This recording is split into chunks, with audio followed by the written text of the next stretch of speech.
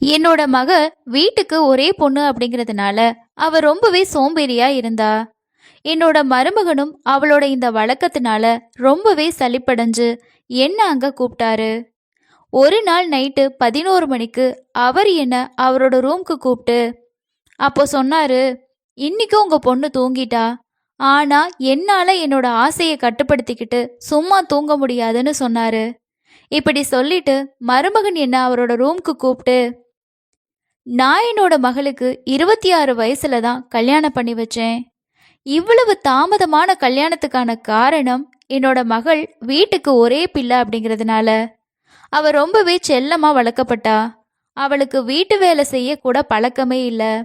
அதனால தான் என்னோட மகளுக்காக ஒரே மகன் மட்டும் இருக்கக்கூடிய மருமகனா நான் எதிர்பார்த்தேன்.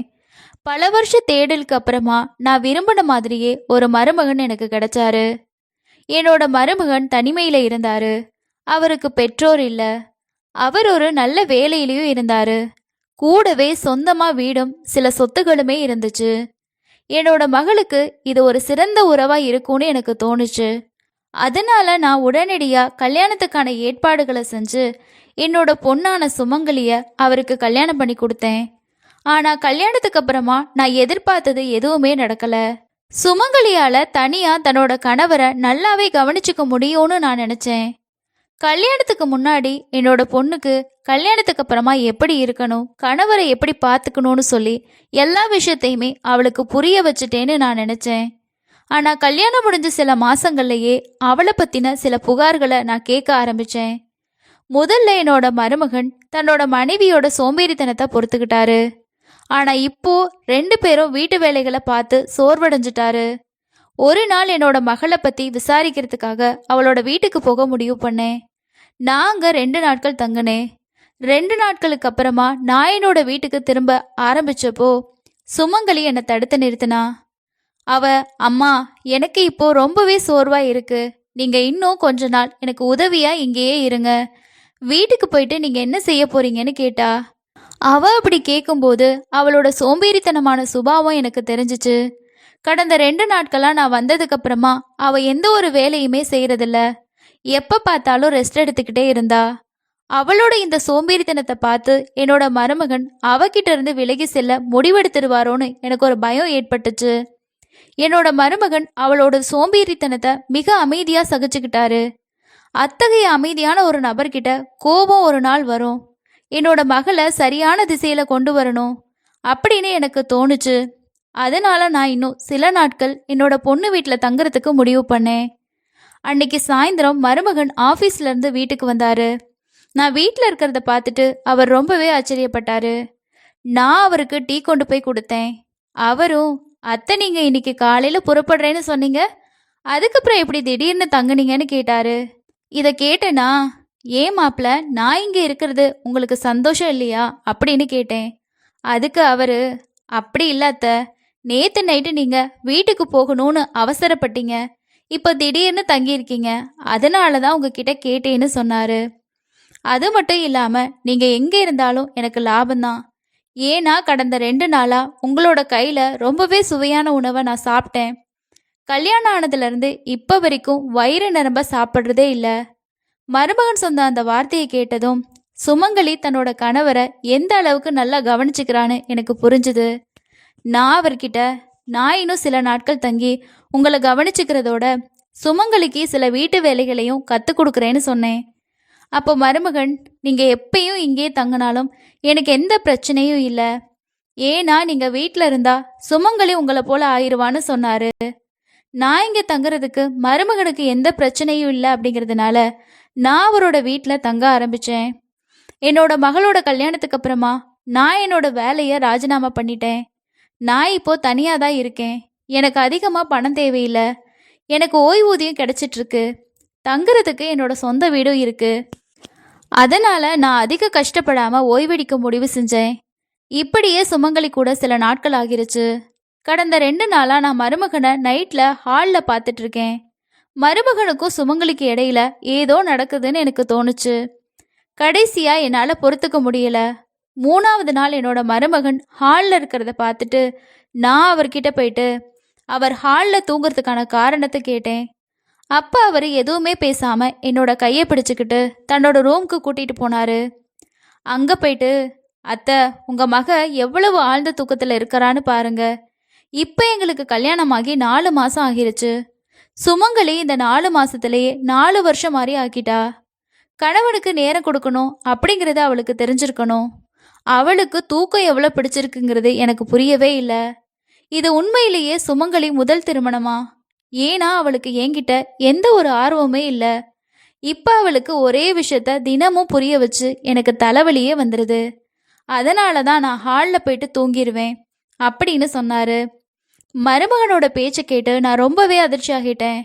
என்னோட மருமகன் என்னோட மகளால் கொஞ்சம் கூட மகிழ்ச்சியா இல்லை.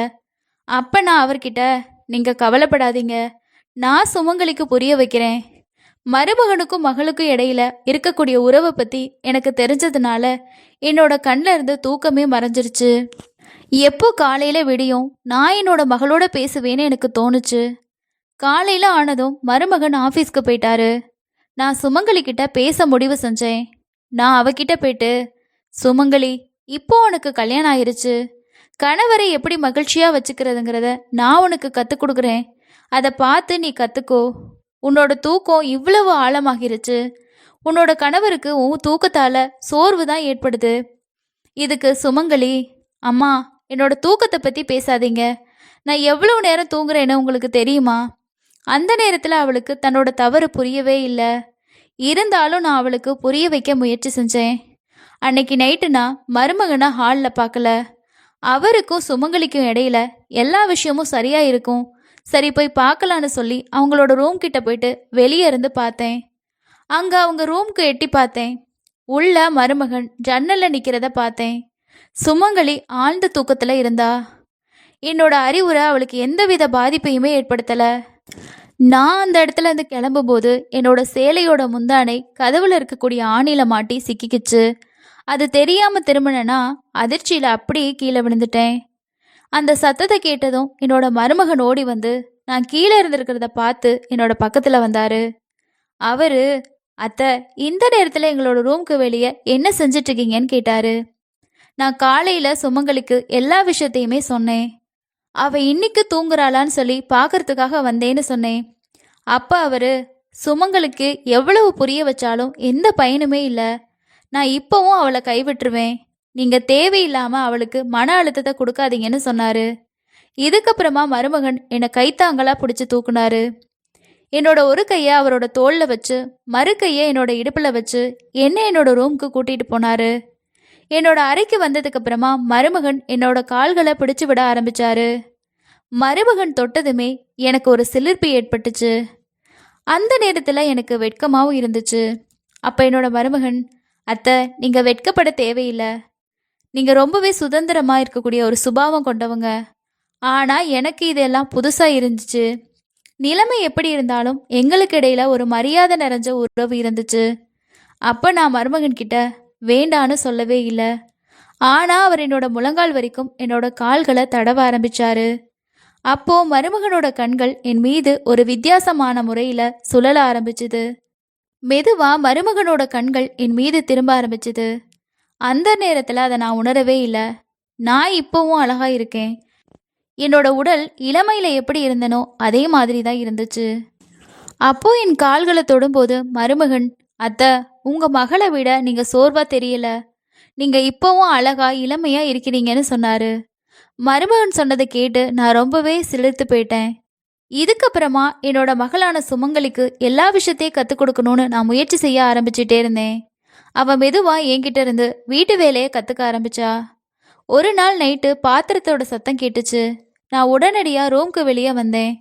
மருமகன் உணவு தட்டை கையில் பிடிச்சிக்கிட்டு சமையல் அறையிலேருந்து வெளியே வர்றதை பார்த்தேன். என்னை பார்த்ததும் அவர் ஆச்சரியமாக நின்னாரு. இந்த நைட்டில் உங்கள் தட்டோட ஏன் போறீங்கன்னு சொல்லி கேட்டேன். அதுக்கு அவரு, எனக்கு நைட்டில் பசிக்குது, நீங்கள் சமைச்ச உணவு சுவையாக இருந்துச்சு, அது திடீர்னு எனக்கு ஞாபகத்துக்கு வந்துச்சுன்னு சொன்னார். நானும், சரி வாங்க நாம் 2 பேரும் ஒன்றா உட்காந்து சாப்பிட்லான்னு சொன்னேன். மருமகன் என்னோட கையை பிடிச்சிக்கிட்டு மேசையோட நாட்காலியில் உட்கார வச்சு எனக்கு உணவு பரிமாற ஆரம்பிச்சாரு. அவர் எனக்கு உணவு பரிமாறிட்டு இருந்தப்போ அவரோட ஒரு கால் என்னோட காலோட மேல இருந்துச்சு. திரும்ப திரும்ப என்னோட கண்களை பார்த்துக்கிட்டே இருந்தாரு. நான் அவரோட மாமியார். ஆனா அவருக்கு இது நினைவுல இல்ல. நான் சாப்பிட்டுட்டு தண்ணீர் குடிச்சேன். அதுக்கப்புறமா மருமகன் என்னோட வயிறு நிறைஞ்சிருச்சுன்னு சொல்லி சொன்னாரு. ஆனா மருமகன் இன்னும் சாப்பிடணும்னு சொல்லி வற்புறுத்தினாரு. நானும் அவருக்கு உணவு பரிமாறினேன். அவர் என்கிட்ட ரொம்பவே விசித்திரமான முறையில நடந்துக்க ஆரம்பிச்சாரு. ஆனா என்னால அவரை மறுக்க முடியல. நான் மருமகன் கிட்ட, நாளைக்கு சில மாணவர்கள் எங்க வீட்டுக்கு வாடகைக்கு எடுக்க வராங்க. எங்க வீட்டோட மாடி ரூம் காலியா தான் இருக்கு. இந்த ரூமை அவங்களுக்கு வாடகைக்கு விடலாமான்னு கேட்டேன். அதை கேட்டதுமே அவர் மறுத்துட்டாரு. நானும் வேற எதுவுமே சொல்லல. அடுத்த நாள் நைட்டு மருமகன் எல்லையை மீறினாரு. அவர் என்னோட ரூம்க்கு வந்து என்னோட கையை பிடிச்சு என்னை அவரோட ரூம்க்கு அழைச்சிட்டு போனாரு. நான் ரொம்பவே பயந்து போயிட்டு அவர்கிட்ட, இது என்ன நடக்குது மருமகனேன்னு கேட்டேன். அப்போ அவர் எனக்கு ஒரு நைட்டியை கொடுத்து இதை போட்டுட்டு வாங்கன்னு சொன்னாரு. அவர் சொன்னதை கேட்டு எனக்கு ரொம்பவே அதிர்ச்சியாக இருந்துச்சு. நான் அவர்கிட்ட, நீங்கள் என்ன பேசுறீங்க? நான் உங்கள் மாமியார், இதை நீங்கள் மறக்கக்கூடாதுன்னு சொன்னேன். ஆனால் அவர், சுமங்கலி தூங்கிட்டா, என்னோட வீட்டில் மற்ற தேவைகளை உங்ககிட்ட தான் பூர்த்தி செய்யணும். இந்த நைட்டியை நான் சுமங்கலிக்காக வாங்கிட்டு வந்தேன். ஆனால் அதை போடவே இல்லை. நீங்களே இந்த நைட்டியை போட்டுக்கிட்டு வாங்க, எனக்கு வந்து காட்டுங்க. மருமகன் சொன்னதை கேட்டு நான் ரொம்பவே வெக்கப்பட ஆரம்பித்தேன். அவர்கிட்ட, நான் உங்கள் மாமியார், இதை நீங்கள் மறக்கக்கூடாதுன்னு சொன்னேன். அதை நான் சொன்னாலும் என்னால் அவரோட விஷயத்த மறுக்க முடியல. நான் அங்கேருந்து போயிட்டேன்.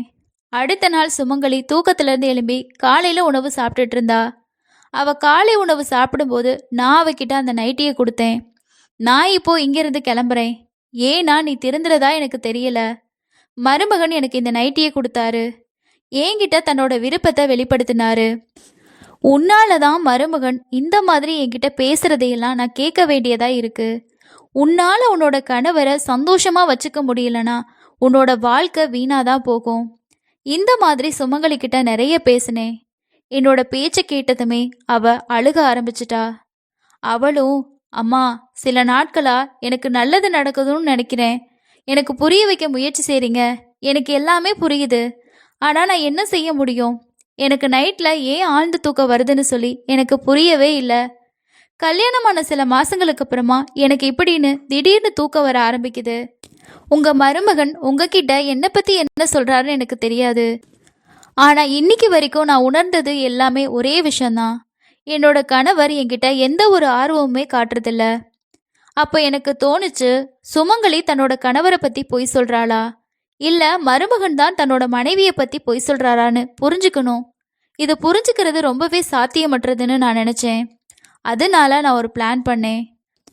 அன்னைக்கு நைட்டு நான் சுமங்கலியை என்னோட ரூமில் போய் தூங்க சொன்னேன்.